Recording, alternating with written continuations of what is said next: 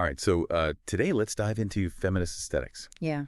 I think especially for someone like yourself with a background in philosophy, Yeah.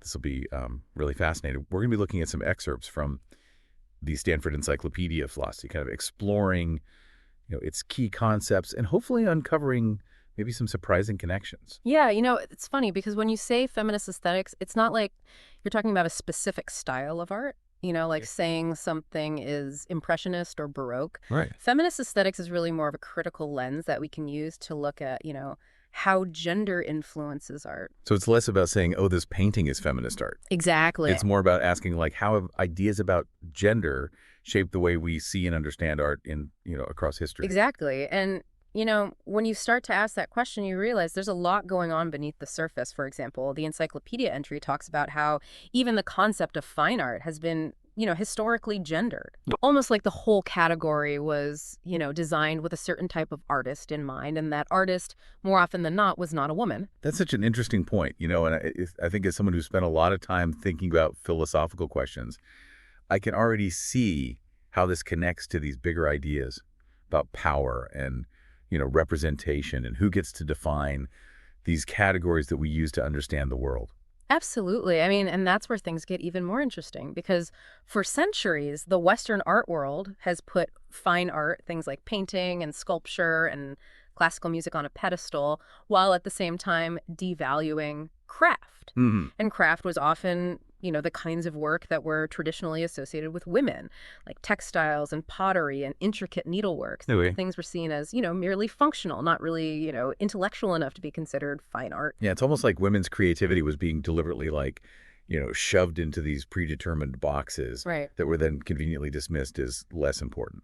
Yeah, that's a great way to put it. I mean, it's like the game was rigged from the start.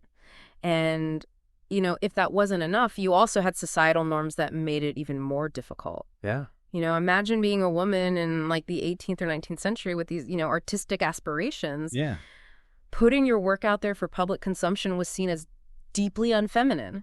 Right. So even if you had the talent, just the act of pursuing art professionally was fraught with all this social stigma. Wow, it's amazing how these seemingly small things like what we even call art or what's considered appropriate for women can have such a huge impact on the entire history of art. It really is. And what I find really fascinating is how contemporary feminist art practices are pushing back against these historical biases. Right. So artists today are reclaiming those traditional craft materials and techniques, textiles, ceramics, all of that. Yeah. And they're eliciting them to the realm of fine art. They're also exploring themes that were previously considered taboo, things like motherhood and female sexuality, and really challenging that traditional art world focus. It's like they're not just making art, they're rewriting the rules of the game. Exactly. And speaking of rewriting the rules, the encyclopedia entry also dives into this idea of genius. Yeah. And how it's been used to kind of exclude women from the artistic canon. Yeah. I'm curious to hear your thoughts on this. It's so interesting how traditional views of artistic genius framed it as this, distinctly masculine trait. Right. But here's the paradox. They often describe this male artistic genius using metaphors that were rooted in feminine experiences. So you think about words like conception or gestation or birth, all these terms that are tied to the act of creation. Right.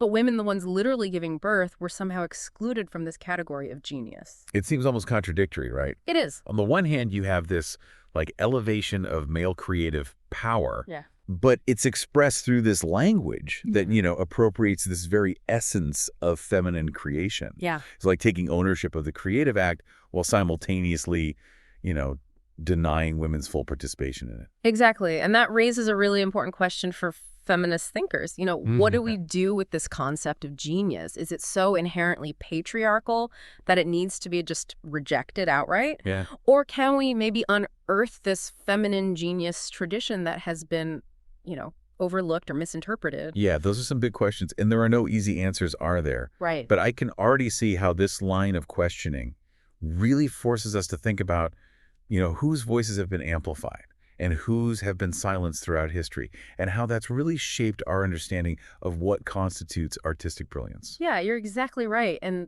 these critiques of, genius and fine art, they're not just these abstract philosophical debates. They have real-world implications for how we experience and engage with art. In fact, the entry even suggests that museums, could benefit from shifting their focus away from this traditional hierarchy that centers this individual genius in his masterpiece. So instead of just like, a series of masterpieces on white walls, what if we had exhibits that celebrated that collaborative creativity that's always been present, Right. especially in the work that was, traditionally done by women? That's exactly the kind of radical shift that, feminist thinkers like Hilda Hein propose. Yeah. By challenging that traditional focus, we can create space for a much more inclusive and diverse understanding of what art is and who gets to be considered an It's artist. like democratizing the art world, right? Exactly. Making it more accessible and relevant to a wider range of experiences. Exactly. And, that's something that we can explore further as we continue this deep dive. And, when we talk about everyday experiences, it's fascinating how even abstract concepts like beauty and sublimity, those, cornerstones of aesthetic theory, get all tangled up with gendered assumptions. Yeah, it's like those ideas about what's masculine and what's feminine, they seep into the very way we perceive and experience art. Right. Right. So, for example, you have beauty often linked to qualities like delicacy and grace and even fragility traits that are traditionally associated with femininity. Right. And then on the other side, you have sublimity, which is often evoked by like vast and powerful and even terrifying aspects of nature Right. that's coded as more masculine. Exactly. And it makes me think about this emphasis on disinterested pleasure in 18th century aesthetics, Yeah. which might actually be masking a distinctly masculine heterosexual perspective. Okay, now that's a concept that I've always found a little bit puzzling. Yeah. Can you help me unpack this idea of disinterested pleasure? What exactly does it mean? Well, the basic idea is that to truly appreciate beauty, you need to detach yourself from any personal desires or interests. So it's about achieving this purely contemplative state free from, things like hunger or even sexual desire. But isn't that kind of unrealistic, especially when you consider how women were often positioned as like the objects of aesthetic appreciation? It Right. creates this strange paradox, doesn't it? It absolutely Yeah. does. Women were expected to embody beauty, but they were also supposed to be capable of appreciating it from this supposedly neutral, disinterested standpoint. So it's Right. like they were being asked to somehow step outside of their own lived experience to conform to a standard that was, inherently biased against them. That's such a fascinating point. And as a philosopher, I'm always interested in how these seemingly objective concepts actually contain all sorts of hidden assumptions. Yeah. It makes me wonder, if disinterested pleasure is so problematic, how many other seemingly neutral aesthetic ideas are actually loaded with these kinds of implicit biases? That's a great question, and it's one that feminist aesthetics is constantly probing. And, while it might be impossible to completely escape these ingrained ways of seeing, I think becoming aware of them allows us to engage with art in a more, critical and nuanced way. Right. So even if we can't fully detach ourselves from those societal influences, at least we can acknowledge that they're there and start to think about how they might be shaping our perceptions. Exactly. And speaking of, challenging those traditional ways of seeing, let's talk about the concept of the male gaze, which has been incredibly influential in understanding how visual art often positions the viewer from a masculine perspective and potentially objectifying women in the process. Ah, the male gaze is such a powerful concept, especially in film theory. Right. And it really exposes those power dynamics that are often embedded in the act of looking. Right. But, I'm curious, do you think the gaze itself is inherently gendered? I mean, do women look at art in the same way that men do? That's a great question, and it's one that feminist theorists have debated extensively. The male gaze theory doesn't necessarily claim that all men look at art in the same way or that women are incapable of adopting a male gaze. The point is that the way we look at art and the world around us is profoundly shaped by our social conditioning. Right. And in patriarchal societies, that often means internalizing a male perspective that can reduce women to objects of visual consumption. It's a bit unsettling when you think about it, right? How many masterpieces have we all admired without even realizing the subtle ways they might be reinforcing these gendered power structures? Right, it makes you re-examine those canonical works in a whole new light. And, Mhm. while the male gaze theory has been debated and refined over the years, I think the core insight remains incredibly valuable looking, is never a neutral act. Hmm. It's always informed by our experiences, our values, and yes, our gender. Absolutely. Yep. It's like feminist aesthetics is giving us this new set of lenses through which to view the world, helping us see those power dynamics that were always there but maybe hidden in plain sight. Precisely. And it's not just about, analyzing the problem, it's about actively creating solutions. And that's where feminist art practices themselves have played such a crucial role in disrupting and redefining the art world. Yeah, they're not just talking about change, they're making it happen. And that takes us back to those challenges to the traditional definitions of art, right? Those pushes against the values of the art world and even the questioning of beauty itself. Yes, think about the early feminist art movements of the 1970s, with their willingness to tackle taboo subjects and make these bold political statements. Judy Chicago's The Dinner Party, for example, is a great example of how feminist art can be both visually striking and intellectually challenging. Right, that massive installation celebrating female figures throughout history, it really forced people to confront their own assumptions about women and art and even the human body. I can only imagine the conversations that it sparked. It was groundbreaking, and then you have the emergence of post-feminist art, which builds on these earlier foundations, but often with a more playful and ironic and self-aware approach. Okay, so what exactly distinguishes post-feminist art? How is it different from those earlier feminist movements? Well, post-feminist art often delves into themes of gender fluidity, Yeah. the deconstruction of traditional categories and the complex relationship between identity and representation. Think of artists like Cindy Sherman, whose photographs explore the constructed nature of female identity, or Kiki Smith, who uses a variety of media to investigate the female body and its place in society. So it's less about making like explicit political statements and more about exploring the nuances and complexities of gender in a, postmodern world. Exactly. It's like they're saying, we're not going to shy away from the messiness of gender and identity, and Yeah. we're going to use art to explore these themes in all their multifaceted glory. That's a really interesting distinction. And it seems like a natural progression, right? As feminist ideas become more integrated into the mainstream, Mhm. the art itself becomes more nuanced and multifaceted. I think you're right, and this brings us to another central theme in feminist aesthetics, the body in art and philosophy. Yes, and it's not just about depicting the female form in new ways. It's about understanding how our lived experience as embodied beings, shaped by gender and other social factors, influences our relationship with art and the world around us. You put it perfectly. Feminist art and philosophy have challenged that traditional mind-body dualism that we often see in Western thought, which tends to relegate the body to a secondary role in aesthetic theory. Instead, they've brought the body to the forefront, exploring its materiality, its sensuality, and its capacity for both pleasure and pain. And this reevaluation of the senses has been particularly fascinating. When you say, for so long, aesthetics was primarily concerned with sight and sound, those higher senses, while neglecting the so-called lower senses, like taste and touch and smell. Absolutely. Those senses were considered too bodily, too subjective, too messy for, serious aesthetic inquiry. But feminist artists and philosophers have really turned that hierarchy on its head, using food and scent and even disgust to create these powerful and thought-provoking art experiences. It's like they're saying, hey, all of our senses contribute to our understanding of art and the world, so let's not pretend otherwise. Precisely. And this emphasis on the body extends to the exploration of previously taboo subjects like menstruation and childbirth and even bodily fluids. It's like all of a sudden those aspects of, female experience that were kind of hidden away or considered, too private or even repulsive are being brought into the light and, explored as legitimate subjects for art. Exactly. And artists like Karen Finley, for example, have really pushed the boundaries here, using their own bodies and all sorts of unconventional materials to confront audiences with these raw, visceral aspects of being a woman. Yeah, I remember reading about Finley's work, how she used, blood and chocolate and other materials that some people found, shocking or even disgusting. Was that part of her point, to provoke those reactions? Absolutely. She wanted to challenge those, idealized and sanitized images of the female body that we see so often in art and popular culture by incorporating these elements that were traditionally considered taboo. She was forcing people to confront their own discomfort and re-examine their assumptions about what's considered acceptable or beautiful.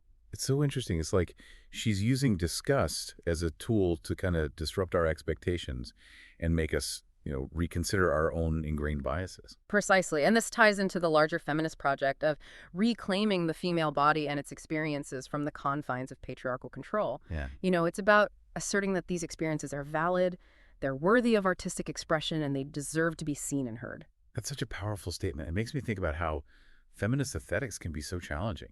It's not just about looking at pretty pictures. It's about confronting these uncomfortable truths Yeah. about ourselves and the society we live in. You're absolutely right. And this is where the philosophical side of feminist aesthetics gets really interesting. Thinkers like Luce Irigaray and Julia Kristeva, for example, have had a huge impact on how we think about art and the body through a feminist lens. Right. I remember encountering Irigaray's work in my philosophy studies.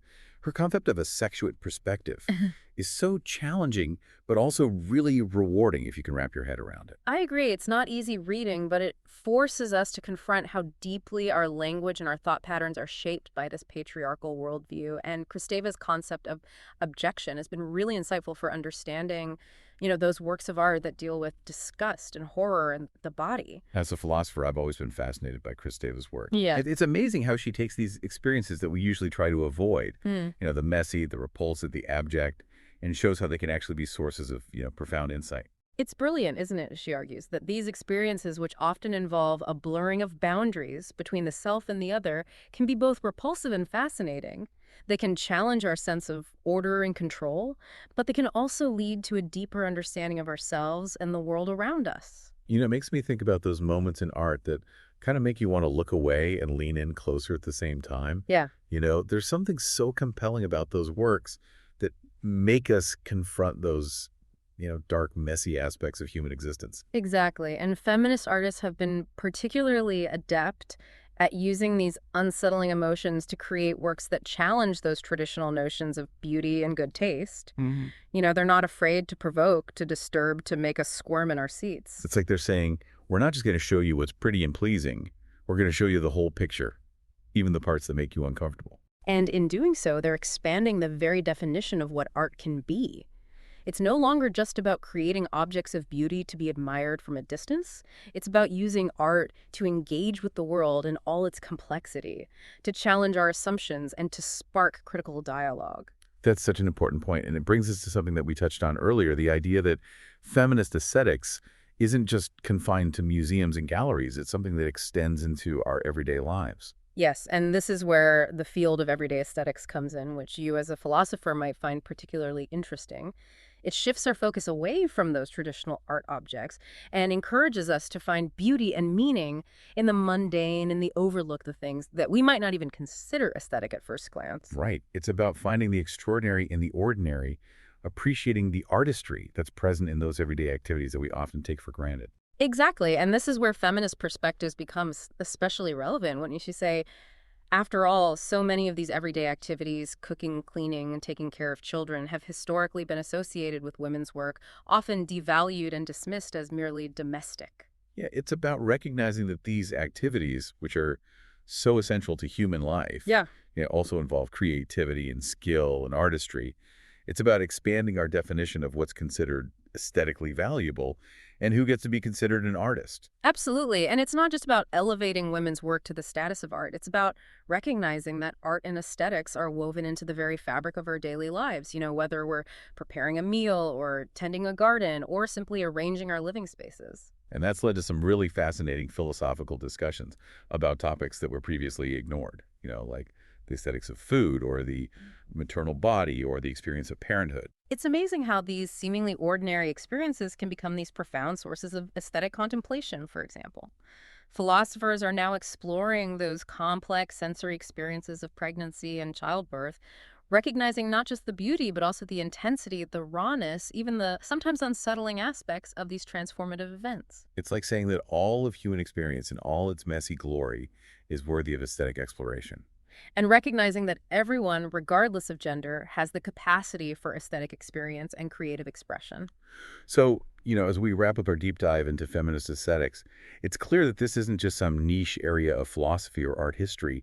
It's a vibrant and ever-evolving field that has these really profound implications for how we think about the world and ourselves and our relationship to art. Right. It encourages us to be more critical, more aware, and ultimately more appreciative of the beauty and complexity all around us in both the extraordinary and the everyday. And it leaves us with some really interesting questions to ponder, given the evolving nature of gender and identity in the 21st century. How will feminist aesthetics continue to challenge and reshape our understanding of art? What new forms of creativity creative expression will emerge, and how can we ensure that everyone has the opportunity to participate in this ongoing conversation about art and beauty and the meaning of human experience.